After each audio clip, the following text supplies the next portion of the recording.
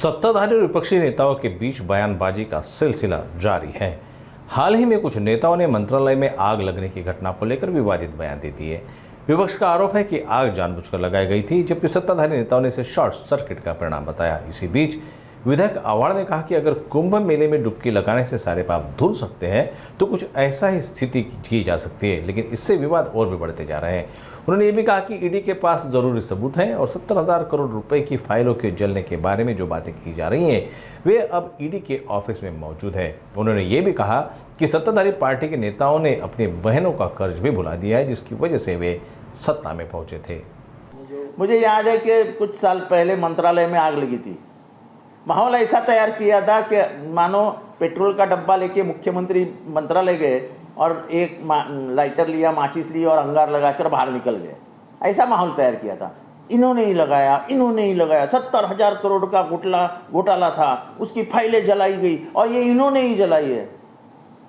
अब क्या ईडी कार्यालय में 70,000 करोड़ की फाइल थी और आदमी भी तुम्हारे पास है? अब तो क्या तुमने लगाई है अंगार? बोलो अभी।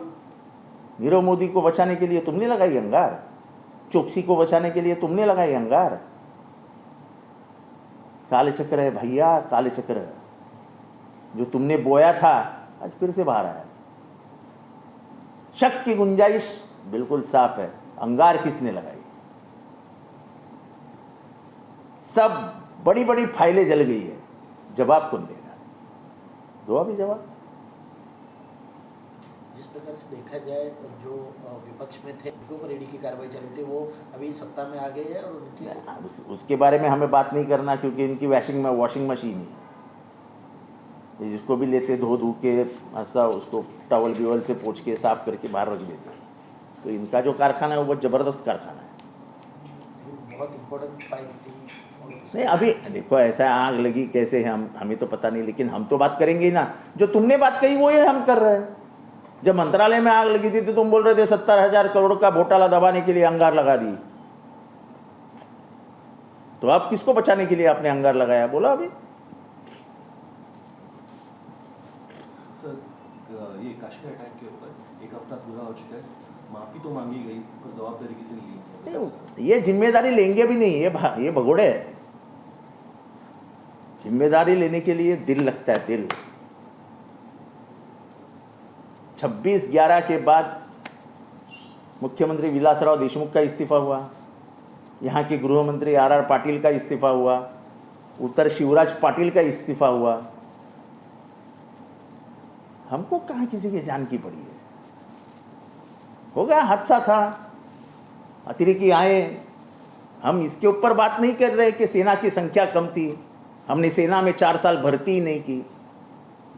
हम इसके ऊपर बात नहीं कर रहे कि सेना का जो पेंशन स्कीम है हमने बंद करके रखी, उनको झूठे वादे करते रहते हैं।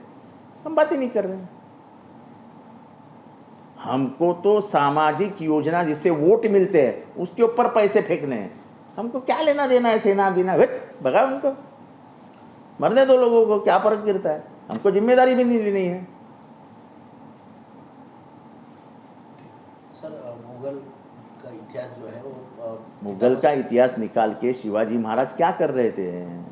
जब इतिहास 10 साल के पास 100 साल के पास पूछा जाएगा और अगर किताबों के पन्ने पे नहीं रहेगा तो आने वाली नस्ल शिवाजी महाराज के बारे में क्या बताएंगे कि लाल महल में शाहिस्ते खान को शिवाजी महाराज ने कैसे भगाया? ये शाहिस्ते खान कौन था? ऐसे बच्चे पूछेंगे बाद में। अफजल खान को मार के उसके जो वकील थे कुलकर्णी, कृष्णा कुलकर्णी, उसको मार के जो इतिहास लिखा गया वो पूछा जाएगा। क्या बताएंगे आप आने वाली नस्ल को 100 साल के बाद? जो उसकी कब्र है वहाँ पे, उसके बारे में क्या बताएंगे? औरंगजेब की कब्र है। औरंगजेब क्यों आया था औरंगाबाद, खुलताबाद में? क्या घूमने आया था क्या शहर? आप अपने ही राजाओं का इतिहास खत्म कर रहे हो। मुगलों का इतिहास नहीं खत्म होता है। हल्दी घाटी में जब महाराणा प्रताप लड़े थे, 3 पानीपत के युद्ध हुए, तीनों मुगल के साथ हुए। तो क्या पानीपत के युद्ध निकाल के पानीपत पे लड़ाई नहीं हुई ऐसे बताएंगे क्या आप? ये जो कुछ चालू है अच्छा है देश के लिए, देश का भला हो रहा है। भविष्य में हमारा शौर्य ही निकल जाएगा तो हम कायर करके पेश हो जाएंगे। हम कायर नहीं थे, ये देश कायरों का नहीं है, ये देश मर्दों का है, नामर्दों का नहीं है।